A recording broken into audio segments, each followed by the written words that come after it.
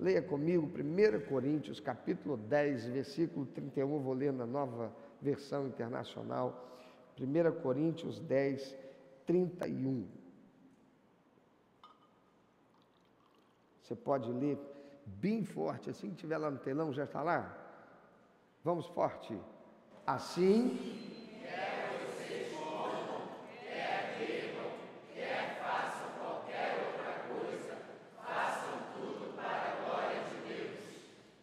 assim, quer vocês comam, bebam ou façam qualquer outra coisa, façam para a glória de Deus. Eu não estou nem aí para o que pensam de mim. Ninguém paga as minhas contas. Os incomodados que se mudem. Ninguém tem nada a ver com a minha vida. Se não gosta do que vê, vira a cara para o outro lado. Essas são frases ditas por muitas pessoas para demonstrar o desprezo que elas têm às possíveis reações que elas estejam provocando a terceiros. Estou nem aí. O problema é dela. Não gostou, come menos.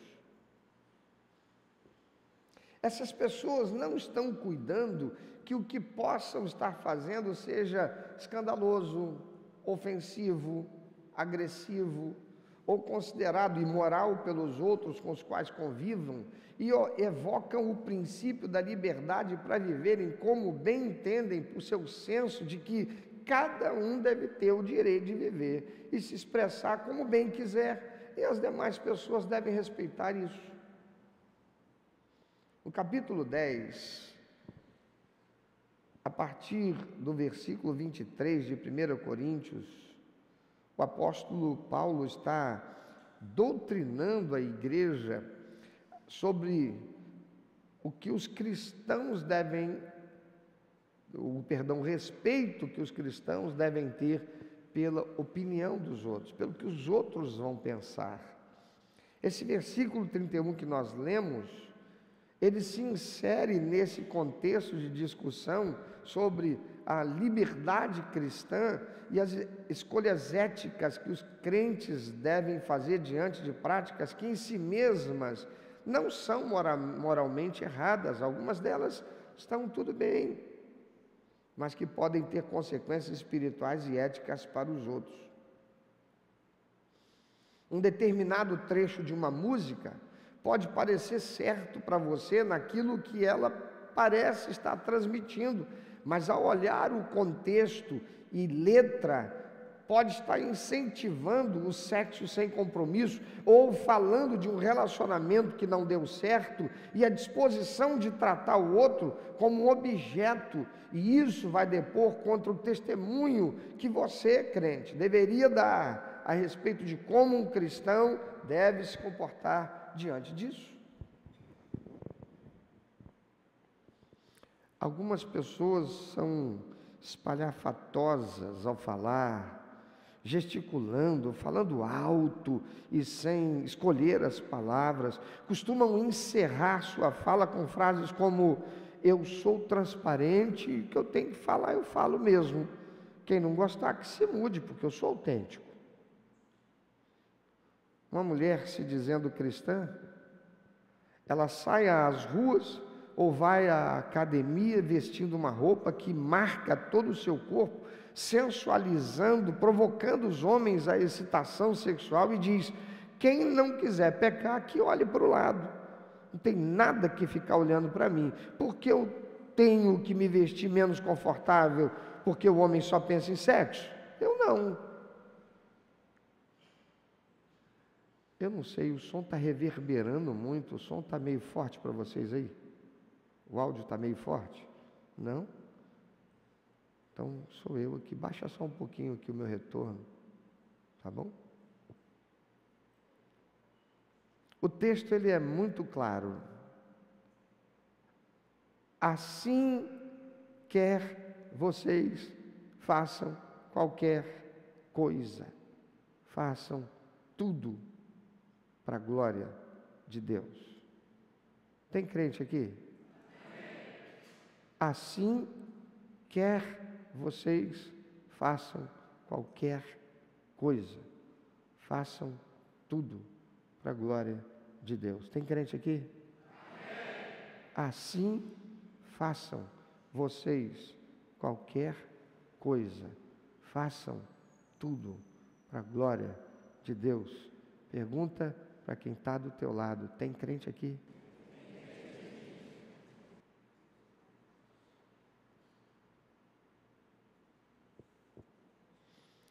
Ao refletirmos sobre esse texto, considerando a realidade contemporânea, onde o sistema social incentiva a busca por individualismo, poder, riqueza, fama, prazeres, podemos destacar 3 questões relevantes que esse texto nos faz refletir.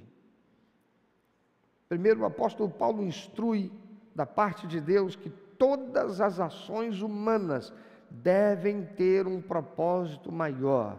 Qual é o propósito maior? Diga depois de mim: a glória de Deus. Todas as ações humanas. Diga depois de mim, por favor: todas as ações humanas devem ter como propósito a glória de Deus. Agora pense em tudo que você fez essa semana. Você pode afirmar que tudo que você fez foi para a glória de Deus? Você pode afirmar que aquilo que você estava por fazer, você pensou primeiro: isso aqui vai glorificar a Deus. Essa minha atitude é algo que eu quero fazer. Essa minha atitude é algo que eu tenho um anseio de fazer. Isso é algo que eu desejo ter. Mas isso vai glorificar a Deus.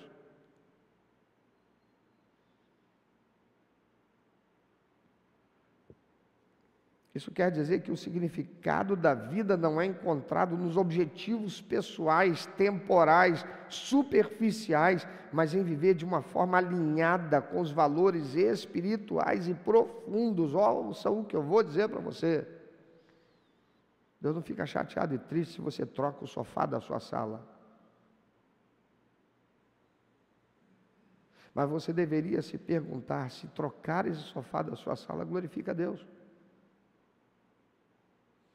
Pastor, como assim?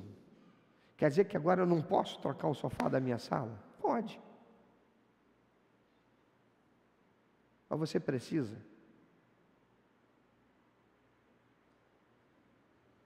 Irmãos, uma das coisas terríveis que nós, povo, sofremos é a pressão para sermos consumistas. E como nós sofremos? Há uma ação arquitetada por uma estrutura que visa enriquecer em detrimento do bem-estar do outro, mas na ação de influenciar o outro a acreditar que ele precisa daquilo para que ele possa então ter o seu bem-estar. Você entra num supermercado para comprar farinha, arroz e feijão, e você sai de lá com chiclete, você sai de lá com uma revista de amenidades, você sai de lá levando um pacote de bala ou uma barra de chocolate. Por quê? Porque existe toda uma construção para levar a sua mente a pensar: eu preciso disso. Porque enquanto você está ali num caixa que agora não mais tem aquela pessoa para embrulhar as suas compras, para adiantar o processo de passar no caixa, para evitar aquele atraso nas filas, aquilo ali tem uma intenção que não é meramente economizar para baratear o preço das coisas, é menos um empregado para pagar salário e menos um custo para embutir no preço da compra. Não é isso, porque os bens de consumo não diminuíram o preço. aquilo é para fazer o caixa demorar o tempo que ele demora, e todo mundo ficar olhando para você, enquanto você está ali, tendo que ensacar as suas compras, porque aquela fila vai crescer, e enquanto ela cresce, você vai ser constrangido, sim ou não? É constrangido, você é submetido a um constrangimento, isso é tensão, e aqueles que estão na fila são submetidos a outra tensão, eles têm que ficar esperando uma fila, e eles ficam esperando uma fila, olhando para você, sim e não, eles olham para você, e olham para uma prateleira de coisas gostosas, de coisas atraentes, de coisas que dizem assim, isso aqui me dá prazer, mas aquilo ali me estressa. Isso aqui me dá prazer, mas aquilo ali me estressa. Vou comprar.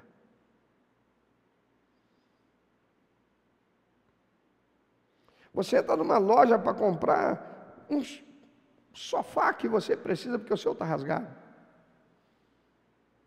E você olha a loja, você vê tanta coisa bonita, tanta coisa bonita, você vê tanta coisa bonita, você começa a imaginar como será a minha casa, como ficaria a minha casa se estivesse aqui. Aí você olha um jarro, você se imagina, você imagina a sua sala com aquele jarro ali. Quando vê só você pensa, mas o cartão de crédito em 10 vezes sem juros.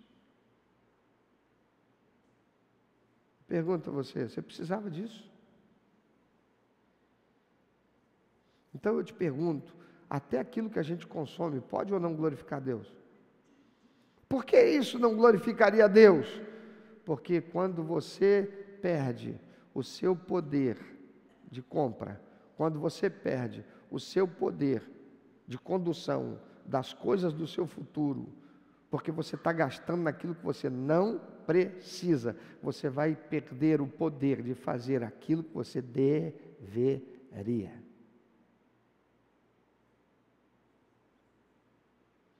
E isso afeta ou não afeta o reino de Deus? Sim ou não? Sim, porque muitas vezes você vem para cultuar a Deus, você diz assim, puxa vida, eu não tenho nada para adorar a Deus. Claro, você gastou naquilo que você não precisava.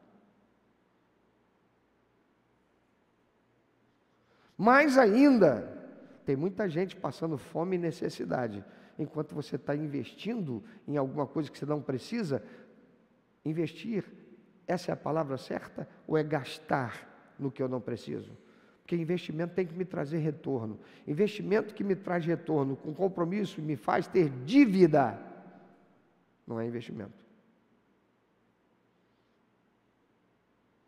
Mas aquilo que satisfaz o momento. Quem aqui já não entrou numa loja, comprou, e depois que comprou, chegou na porta, na hora que ia pagar, já pagou arrependido de estar comprando, mas se sentindo constrangido, como é que eu vou devolver isso agora? Como é que eu vou dizer agora? Não, eu resolvi que eu não vou comprar. Não, mas ainda assim compra, e chega na porta da loja já dizendo assim, infeliz, miserável, por que você comprou? Quem já passou por isso além de mim?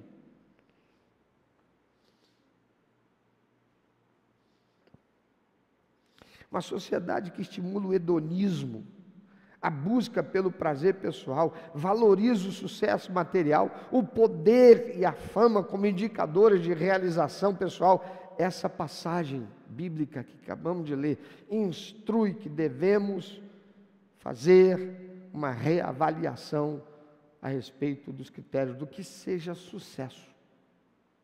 O que é sucesso?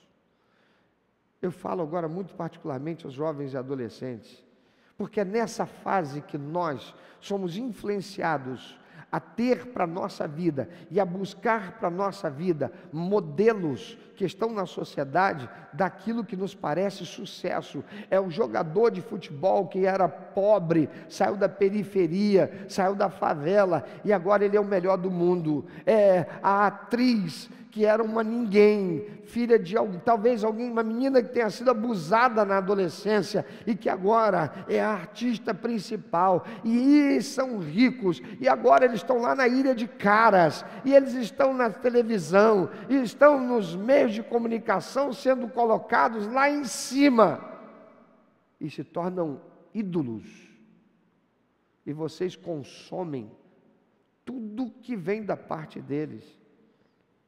Deixa eu te dizer, esses ídolos agora mesmo estão fazendo propaganda e ganhando muito dinheiro para fazerem propaganda de aplicativos de aposta, que tem desgraçado famílias, levando pessoas à ruína por jogatina, por apostar no time que vai ganhar, no jogador que vai fazer mais gol, ou seja lá o que, essas coisas desgraçadas e malignas e malditas, que não deveriam ser permitidas na sociedade, porque elas têm um único propósito: enriquecer alguns, em detrimento da desgraça de outros, que são levados ao vício, à compulsão. E você enaltece essas personalidades, você as quer imitar, você consome o que elas estão produzindo, seja no Instagram, seja no YouTube, seja onde for. Elas não são dignas de serem exemplo para nós em nada. A palavra de Deus diz: tudo, qualquer coisa que a gente vai fazer, devemos fazer para a glória de Deus. Eu quero te perguntar, você tem aquela imagem daquele jogador de futebol, ou daquele ator, ou daquele cantor, daquele músico, daquele artista, lá na parede do seu quarto, lá na porta do seu guarda-roupa? As coisas que você replica dele ou dela no Instagram, no status, está glorificando a Deus em quê?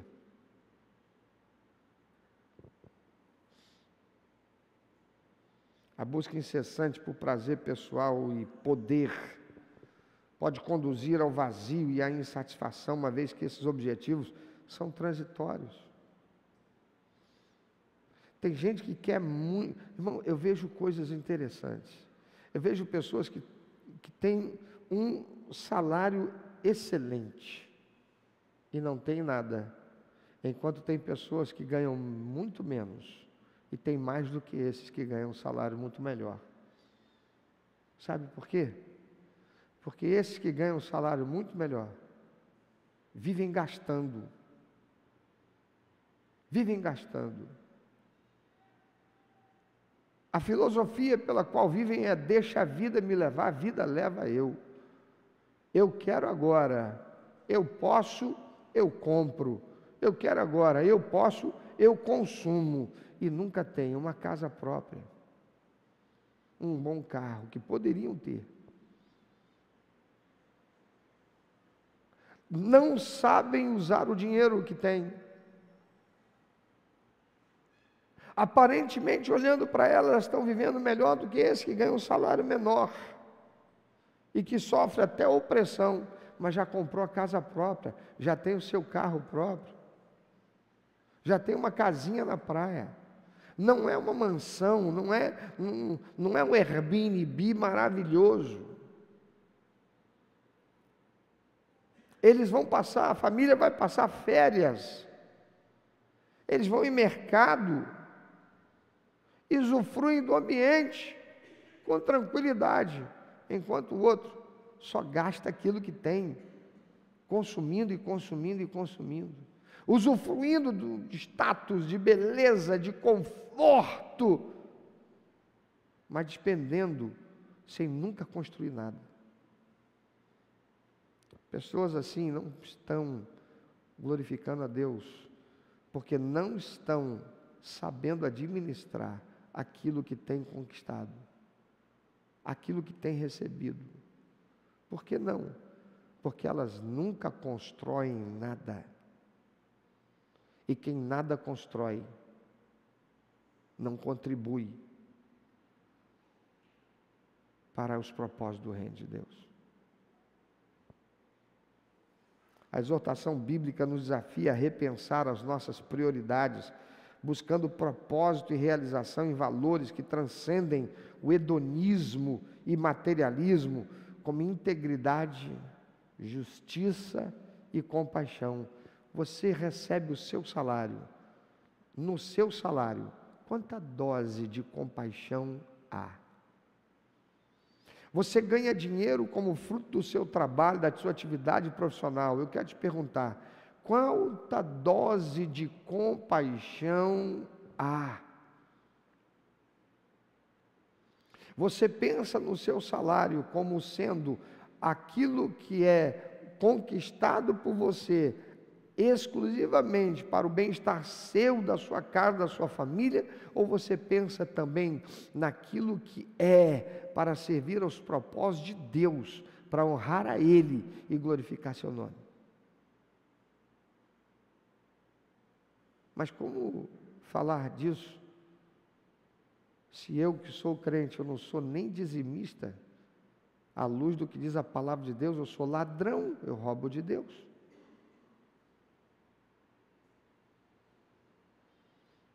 E essa é a razão pela qual há tantos crentes que vivem em guerra consigo mesmo e sofrimento por adversidades frequentes que estão vivendo, porque não sabem administrar aquilo que têm.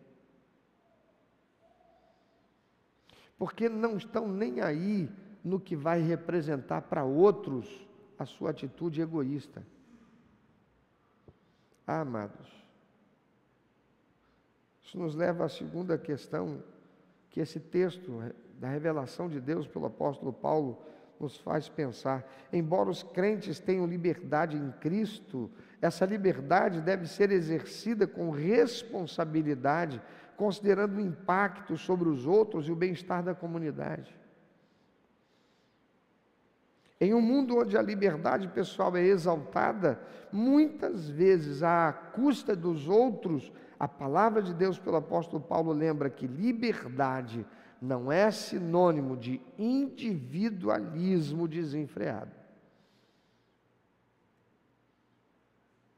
Conhece aquela história máxima? Farinha pouca. Como é que é a máxima? Farinha pouca? Meu pirão primeiro. Como é que é essa máxima dentro do contexto da palavra de Deus? Farinha pouca? Hein? Não, não pode ser assim, não. É até bonito, irmão. É até bonito. A gente pensar filosoficamente, isso é uma hipocrisia. Farinha pouca, meu irmão primeiro. Isso não é nem bíblico. Porque bíblico é amarás ao teu próximo. Como? Se eu dou para ele, eu morro. Existe uma orientação para quem vai viajar de avião, que ela é interessante. Quem recebe essa orientação pela primeira vez, quem nunca viajou de avião? Nunca. Amém. Quando você viajar, você vai ouvir algumas orientações que vão ser dadas antes do avião decolar pelas aeromoças ou aeromoços, que tem ambos os sexos, né? E uma delas elas pegam uma máscara, seguram assim e diz assim: em caso de despressurização da nave. O que é despressurização? Quando o avião fecha a porta, o ar que está ali dentro, ele fica pressurizado. O ar que você está respirando não está vindo lá de fora meramente. Ele é mantido numa pressão atmosférica daqui. Aqui nós temos uma pressão atmosférica. À medida que nós vamos subindo, a gente vai experimentando um aumento dessa pressão atmosférica. Você já subiu uma serra e aí você sentiu os seus ouvidos ficando tampados. O que é isso? A pressão atmosférica aumentou. A pressão do ar aqui fora está maior do que a pressão do ar na cavidade auditiva, no nosso crânio. O ar que está aqui dentro, ele está numa pressão, e o ar que está aqui fora está outro. A pressão daqui de fora está empurrando o nosso tímpano para dentro, e aí a gente vai se sentindo surdo. Por isso que a gente aperta o nariz e sopra, e o nome disso é manobra de Valsalva. Você sopra para dentro e faz com que o tímpano volte ao lugar. O que você acabou de fazer? Você equalizou a pressão de dentro com a pressão de fora. Você entendeu isso? Quando é que o avião pode ter uma queda de pressurização? É se, por exemplo, alguma coisa acontecer e uma janela daquela estourar, ou a porta abrir, lá no alto. Então um monte de gente já está dizendo assim, nunca mais vou pensar em viajar de avião, né?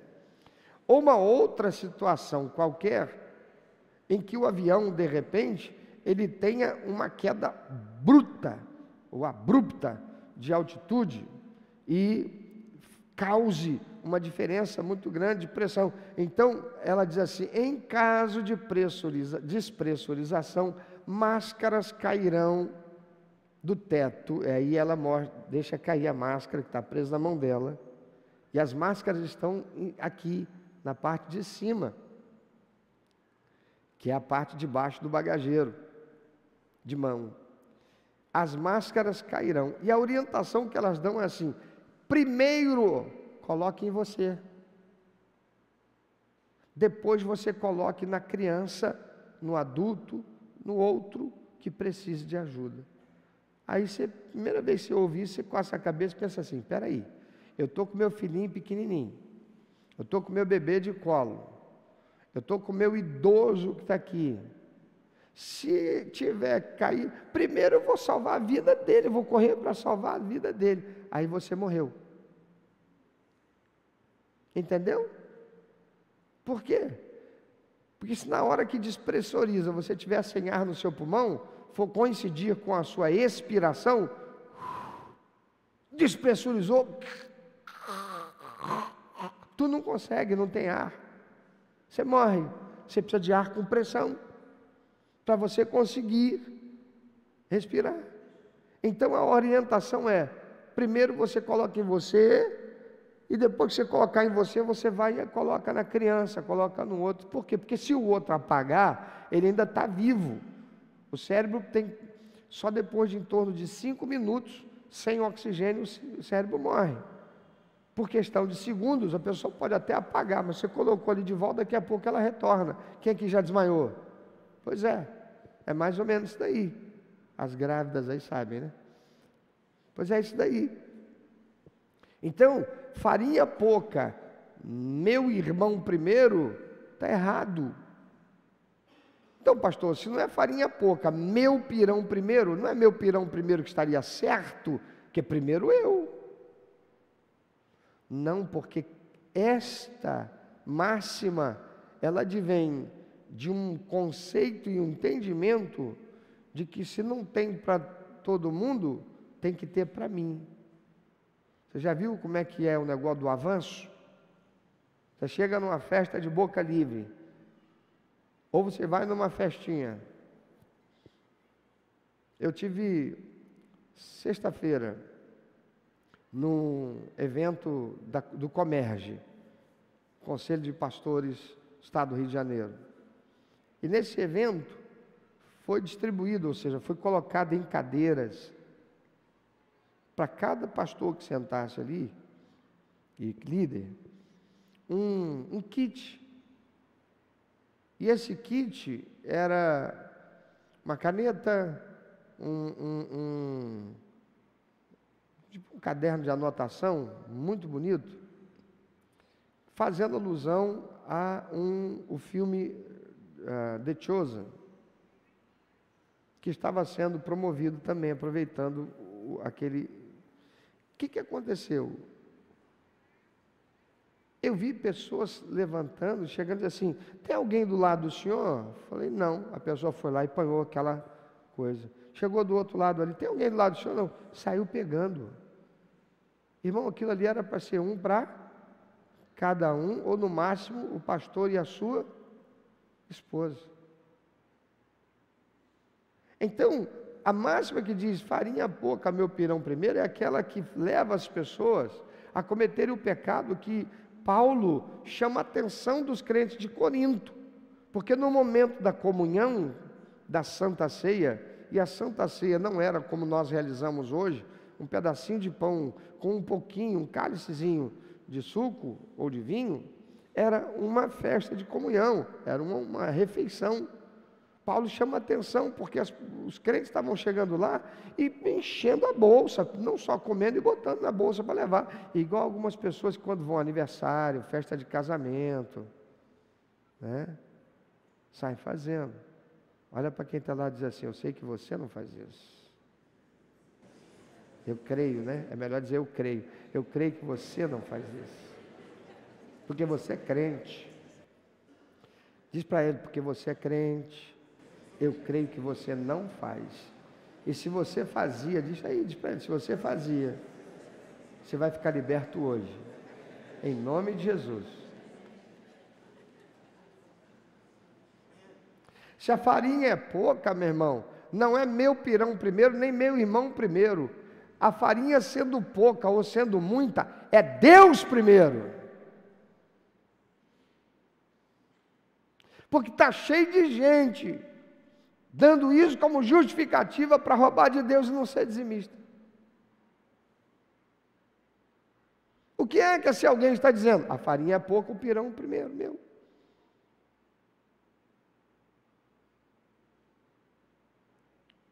E às vezes Deus nos permite viver situações para estarmos expressando fidelidade. É o teste que eu preciso para aquilo muito maior que o Senhor tem para me dar.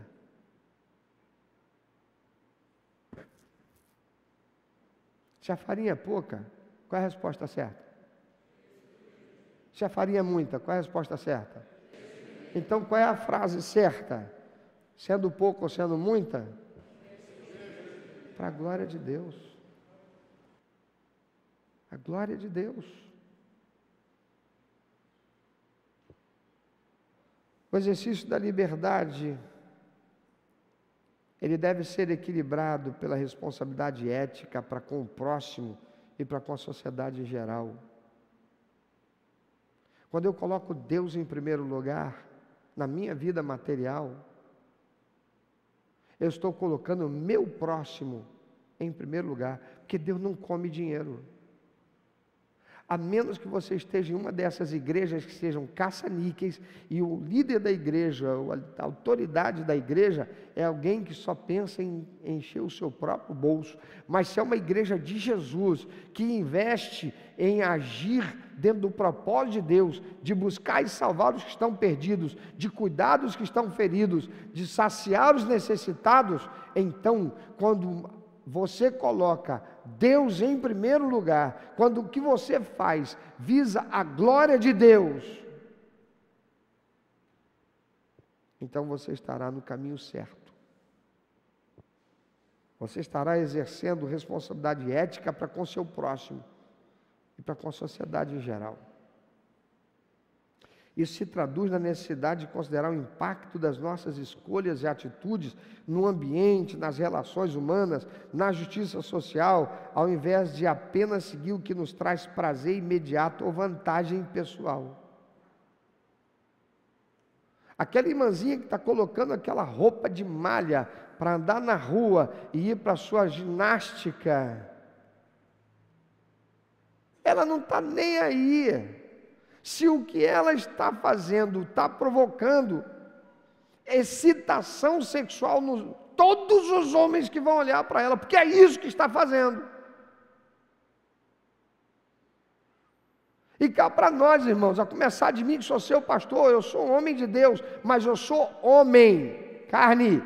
Não tem essa de que eu vou olhar uma mulher com o corpo todo lá escultural, malhado, bonito, aquela coisa toda, eu vou olhar, aquilo não vai fazer nada, só se eu tiver com problema mental. Porque Deus fez o homem para ser assim.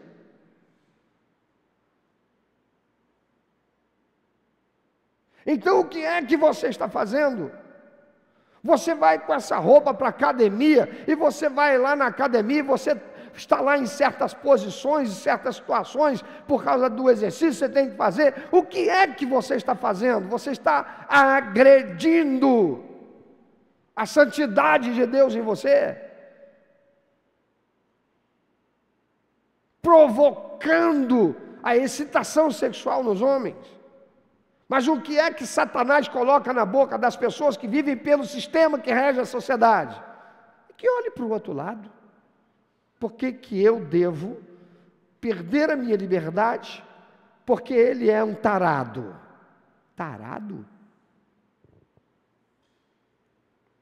Expondo os homens a passar constrangimento. Isso é uma agressão. Olha que coisa absurda, irmãos. É assédio sexual chegar para uma mulher e dizer para ela, puxa, no ambiente de trabalho, colega de trabalho, e dizer, você está linda, eu sinto atração por você, eu gosto de você. Assédio sexual. Mas não é assédio sexual fazer isso que acontece, a mulher sair na rua desse jeito. Ninguém aqui está advogando que as mulheres têm que andar de roupão.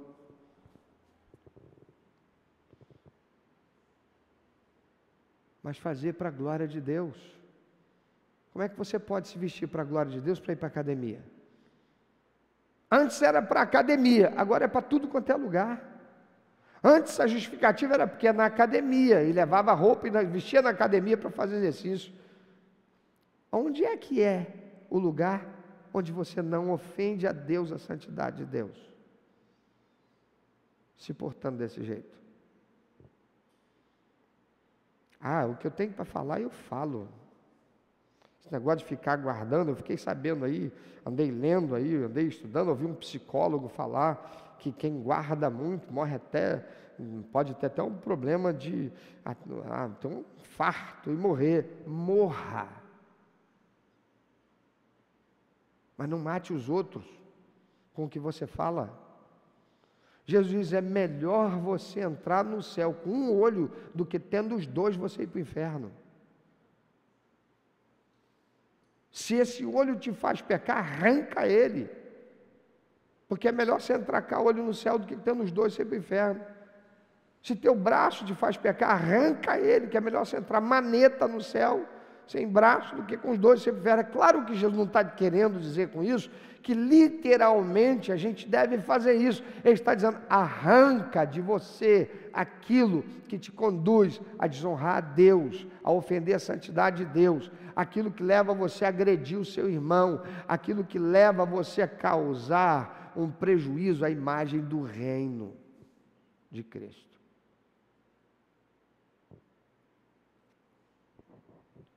Tem muita gente que da parte de Satanás usa a palavra de Deus com o pretexto de justificar suas atitudes erradas. Mas o apóstolo Paulo diz assim, examina tudo, retém o que é bom. Eu não vejo problema nenhum de eu ir numa rave. Eu vou lá examinar. Qual é o problema de eu entrar num site pornográfico? Eu vou só examinar. Eu quero ter a minha experiência para ver e examinar. Eu tenho o direito, porque examinar tudo, reter o que é bom. Eu estou só examinando. Qual o problema de eu fumar? Dar um traguinho? Eu só estou examinando. No passado, homens de Deus fumavam. É verdade, eles ainda não tinham conhecimento da verdade como nós temos hoje. Mas a partir do momento que esse conhecimento entrou, isso foi exterminado do nosso contexto. Pelo menos por aqueles que reconhecem a necessidade de serem santos. O que é ser santo, irmão? Separado e exclusivo para Deus. Terceira coisa que nos chama a atenção nesse texto para refletirmos, é que todas as ações, até mesmo as mais rotineiras, como comer e beber, devem ser realizadas em reconhecimento da soberania de Deus. Isso implica uma postura de humildade e serviço, colocando Deus no centro da vida e em oposição ao ego. Na cultura atual, centrada no eu, onde o sucesso é muitas vezes medido pela capacidade de autopromoção e autoengrandecimento, o texto que nós lemos da palavra de Deus, o apóstolo Paulo falando da parte de Deus, oferece uma contracultura radical. Glorificar a Deus, em vez de buscar a autossatisfação, significa desafiar as narrativas predominantes que exaltam o egoísmo e o narcisismo. O que importa sou eu. Não importa o que vão pensar de mim.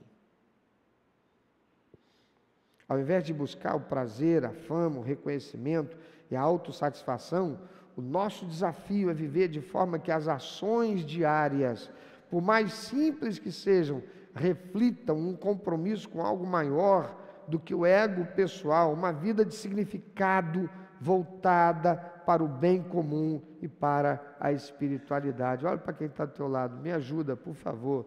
Você vai falar para ele, vai servir para você uma vida de significado voltada para o bem comum e para a espiritualidade.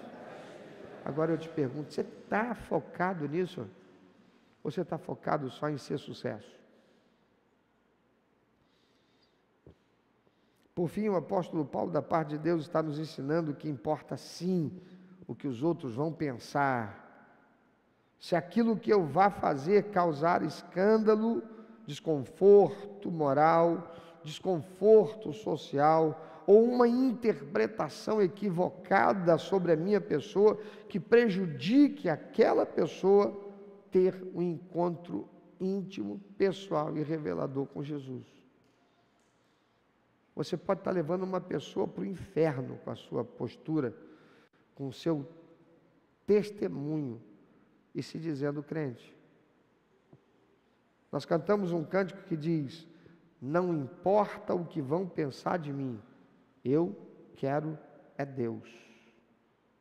Esse cântico, ele não está inserido no contexto desta asseveração do apóstolo Paulo, porque a letra fala é que eu não vou me importar se as pessoas vão pensar que eu sou um tolo, um idiota,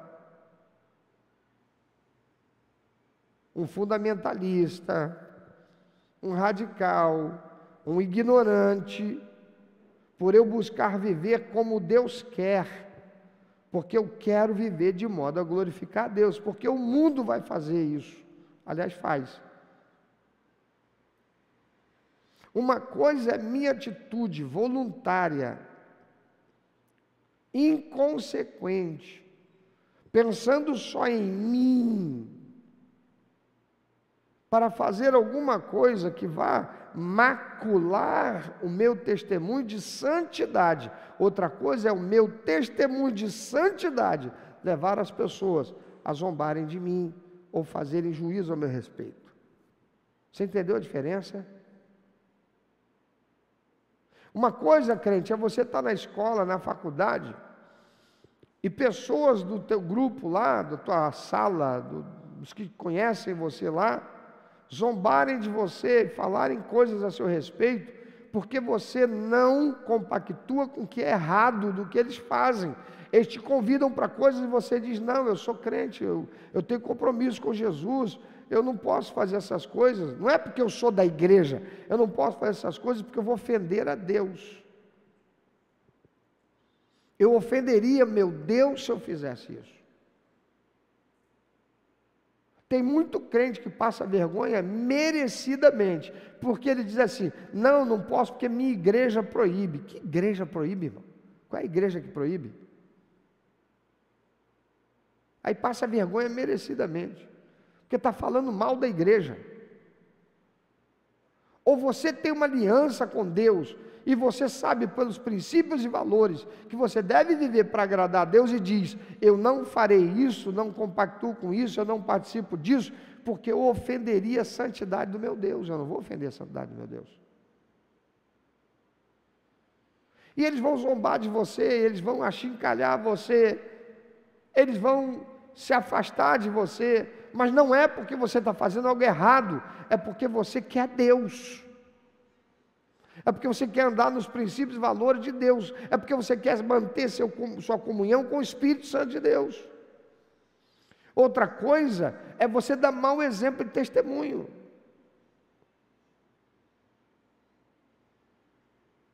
Você é uma mulher mora sozinha e recebe teu namorado em casa. Mas não acontece nada. Nós temos um relacionamento de santidade. Deus sabe que eu não minto. Deus sabe. E teu vizinho? Vendo o seu namorado entrar na sua casa, ele tem que pensar que você é uma santa e consagrada serva de Deus. Ou você é um homem santo e consagrado servo de Deus, que está recebendo a sua namorada na sua casa e nada está acontecendo. Onde fica a palavra de Deus que diz: fuja de toda aparência do mal?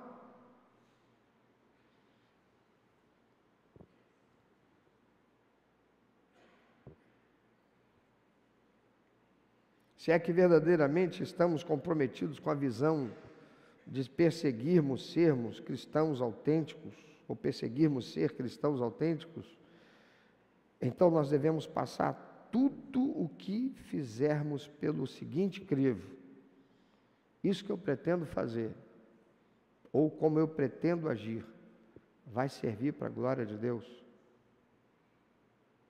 Vai abençoar o meu próximo? O Senhor da minha vida, aquele que me comprou com seu sangue precioso na cruz, vai ficar feliz com o que eu vou fazer? Pensa sobre isso.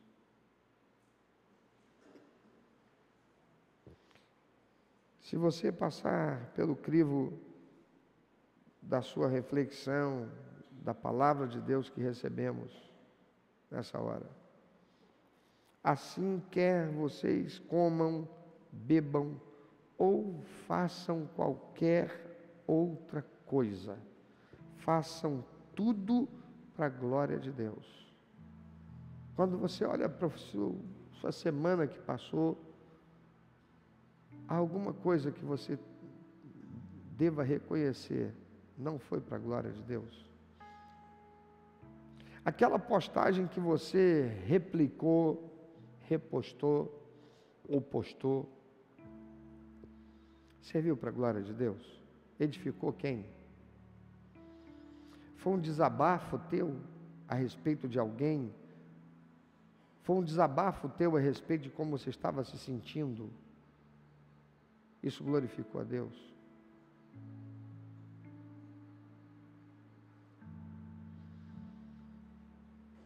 Aquilo em que você empregou os seus recursos financeiros, glorificou a Deus? Deus se sentiu honrado com aquilo que você fez? Qual foi a implicação daquilo para a tua vida, espiritualmente falando, moralmente falando, socialmente falando, e para o teu relacionamento com Deus? Glorificou a Deus? A palavra do Senhor em Neemias 8:10 diz que a alegria do Senhor é a nossa força. A palavra do Senhor diz que o mundo inteiro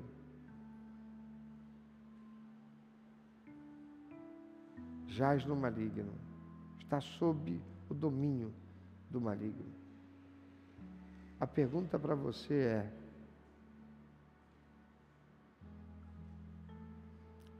sob a autoridade de quem você está vivendo? Se a alegria do Senhor é a nossa força e o mundo inteiro jaz no maligno, para nós que somos filhos de Deus, vivermos nesse mundo e sermos vitoriosos, vencedores, conquistadores, abençoados, nós precisamos da força, do poder do Senhor sobre a nossa vida. E a condição para isso é dada pelo Senhor lá em Neemias, quando ele diz: a alegria do Senhor é a vossa força. E o apóstolo Paulo, da parte de Deus, igualmente assevera: quer vocês façam qualquer coisa, o que quer que você faça, faça tudo para a glória de Deus. Tem gente que tem muito dinheiro, vende uma imagem de sucesso, mas só aqueles que convivem com eles na intimidade sabem o vazio que há dentro de si.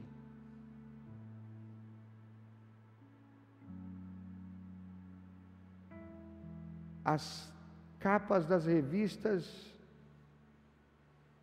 as fotos da mídia, os apresenta sempre como alguém de sucesso.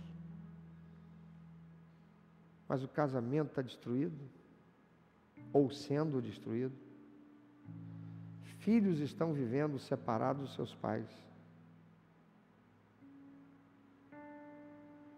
Quando não há droga, álcool, promiscuidade envolvido nessas vidas. Um homem muito rico, um homem abastado, ele acorda de madrugada. Aliás, ele nem dormiu, não deve nem ter dormido aquela noite. Porque de madrugada ele pega uma folha de papel e escreve assim: meus filhos, minha esposa amada, meus filhos queridos, me perdoem, mas a vida para mim não tem mais sentido. E pula para a morte, da cobertura em que morava, num dos lugares mais ricos, mais nobres, mais caros da cidade do Rio de Janeiro. O que faz um homem rico, abastado, com recursos financeiros para viver o resto da vida com tranquilidade, usufruindo do que melhor existe. Que tem uma esposa amada e tem filhos queridos, a se matar. É que esse homem não vivia, sabendo o porquê existia e para que existia. O porquê de existirmos é porque Deus nos criou. O para que existirmos é para o louvor da glória de Deus. Quer vocês comam, bebam ou façam qualquer outra coisa, façam tudo para a glória de Deus.